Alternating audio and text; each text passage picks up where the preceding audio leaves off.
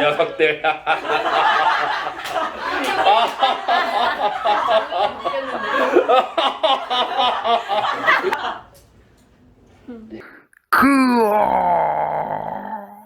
우리가 1910년 전후한 시점부터 국내의 많은 단체와 개인들이 독립운동을 하기 위해 만주로 이동을 하게 됩니다. 여기에서 정착해서 학교도 만들고 마을도 만들고 그리고 군대도 만들어지게 되죠. 그래서 1920년대부터 이들이 적극적으로 항일 운동에 참여하게 됩니다. 이 대표적인 전투가 바로 봉오동 전투죠. 자, 홍범도 장군을 중심으로 여러 독립군들이 연합해서 일제를 유인해서 거기서 이제 게릴라 전투를 통해서 승리를 거둔 전투가 이제 봉오동 전투입니다. 자, 자기들이 계속해서 지니까 일본 애들이 약간 얍삽한 수를 쓰죠. 국경을 넘어서 군대를 보낼 수 있는 이러한 환경을 만들기 위해서 훈춘 사건을 만듭니다. 이 훈춘 사건은 섭외를 해서 자신의 일본 영사관을 직접 공격하게 하는 사건이죠. 이걸 그리고 독립군의 활동으로 뒤집어 씌움으로써 결국 군대를 중국 국경 안으로 보낼 수 있도록 이렇게 만들어냅니다. 이게 훈춘 사건이죠. 조작한 거죠. 자, 그럼에도 불구하고 연합 독립군들을 청산리에서 큰 승리를 이루게 됩니다. 자, 그러나 일제가 가만히 있을 리가 없죠. 자, 그래서 독립군들을 직접적으로 공격하지 않고 죄가 없는, 관계없는 일반 조선인들을 학살하기 시작합니다. 이게 간도참변입니다. 자, 결국 이 간도참변으로 인해서 독립군도 이 일반 국민들에게, 일반 조선인들에게 피해를 줄 수 없으니까 결국 이제 만주 지역을 떠나서 북쪽으로 이동합니다. 그래서 밀산이라고 하는 곳으로 이동을 해서 대한 독립군단을 만들게 되고요. 자, 이들 중에 대부분이 당시 러시아 적군이 민족해방운동을 지원해주겠다라고 하는 이러한 메시지를 보내왔기 때문에 그래서 러시아령에 있는 수보본으로 이동을 하게 됩니다. 이걸 자유시라고 우리가 불러왔는데, 근데 여기에 도착한 독립군들이 러시아 적군과 백군의 어떤 세력 다툼, 그리고 사회주의 계통 독립군 사이에서 일어난 지휘권 문제, 이런 것들로 인해서 러시아 적군에게 무장해제를 당하게 됐고, 이 과정에서 전투가 벌어집니다. 결국 이제 많은 200여 명이 넘는 독립군이 전사를 하고, 그리고 200여 명 넘게 또 실종, 나머지 살아남은 사람들은 도망을 쳐서 남쪽으로 만주로 다시 되돌아가거나 아니면은 러시아의 포로가 되어서 중앙아시아로 강제 이주를 당하고 되죠. 그렇게 강제 이주를 된 독립군들의 후손들이 아직까지도 우리 중앙아시아에 많이 살고 있습니다. 자, 이때 아까 대한독립군단 창설할 때나 또는 이 자유시 참변을, 이걸 우리가 자유시 참변이라고 하는데, 자유시 참변을 겪은 독립군들이 남쪽으로 만주로 내려가서 만들어진 새로운 조직이 신빈부죠. 자, 요 과정을 이 시간의 순서대로 잘 이해하기 바랍니다. 자, 그리고 나서 우리가 무장 독립 전쟁을 쭉 이런 식으로 진행을 해오다가 결국은 자유시 참변을 해서 큰 타격을 입게 되죠. 만주 지역에 대한 여러 이제 세력들이 등장하기 시작을 하는데, 첫 번째는 통군부를 중심으로 진행이 되다가 나중에 대한민국 임시정부의 지휘 산하에 들어가게 된 참의부가 있고요. 그리고 임시정부와는 생각을 좀 다르게 했었던 어떤 정의부, 그리고 만주 지역에 갔다가 북만주 지역으로 갔다가 돌아왔던 독립군을 중심으로 만들어진 신민부. 자, 얘네를 우리가 삼부라고 보통 표현을 하죠. 자, 이 삼부는 민족유일당 운동의 결과로서 민족주의끼리 그리고 사회주의끼리로 재통합에는 이러한 상황을 겪게 됩니다. 그래서 국민부와 혁신의회로 나뉘게 되죠. 자, 각각의 조직들은 국민부와 혁신의회는 자치기구이자 군사조직의 역할을 동시에 하게 됩니다.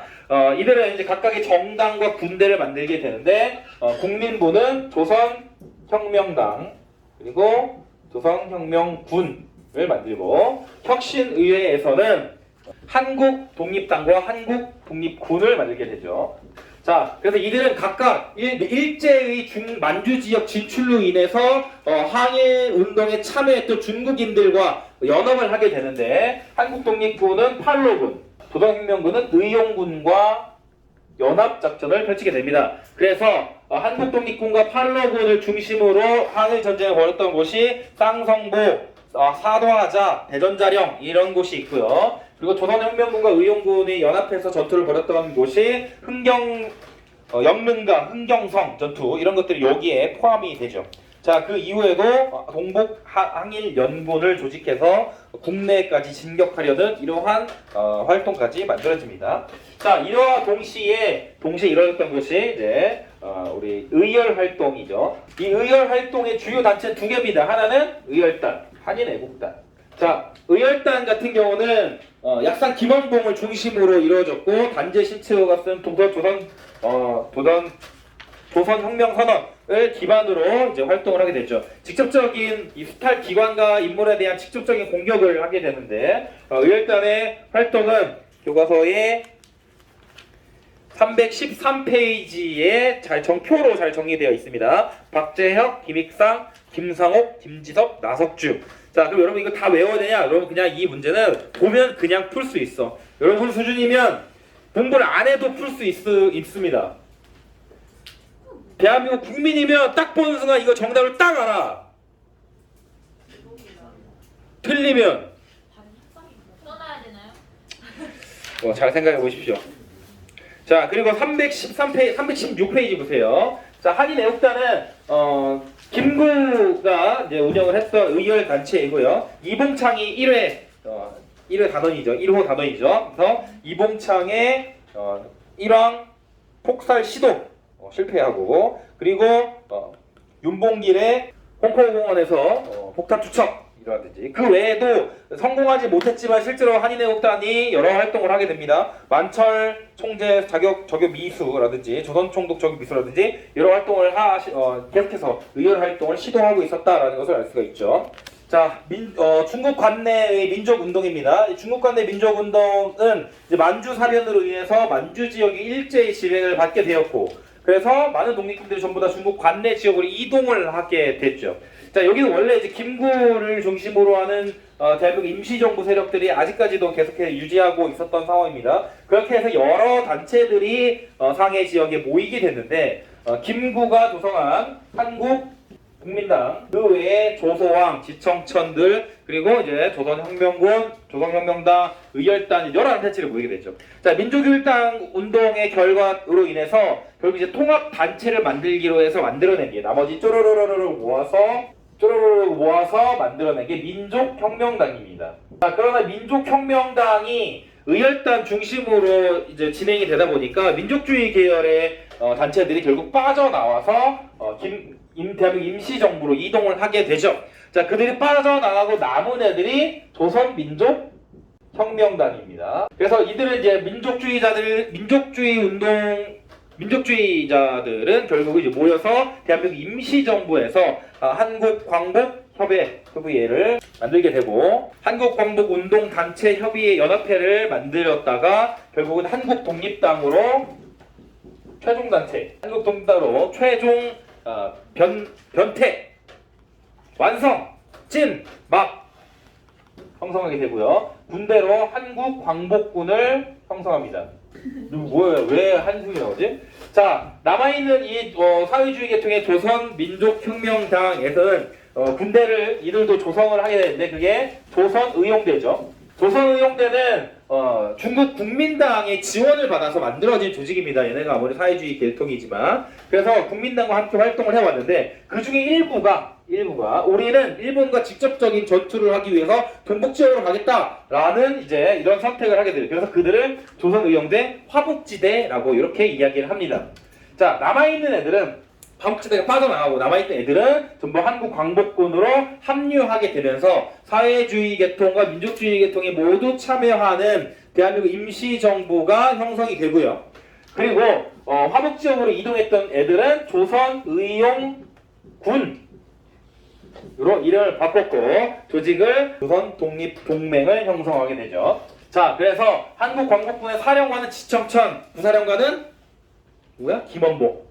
이러한 그 민족주의 계통과 사회주의 계통이 모두 참여하는 이러한 대한민국 임시정부가 만들어집니다. 대한민국 임시정부는 결국 이제 한국 독립당을 중심으로 운영이 되고 전체적인 어떤 그 조직은 주석제를 기반으로 합니다. 자, 그리고 주석은 이제 김구가 되죠. 자, 그리고 나서 1940년대가 되면은 대한민국 임시정부가 일본에 대한 선전포고를 실시합니다. 333페이지 하단에 보면은 대1 선전포고가 나옵니다. 자, 여기 읽어보면 1번 한국 전 인민은 현재 이미 반침략 전선에 참가하였으니 한 개의 전투단위로서 추축국에 선전한다.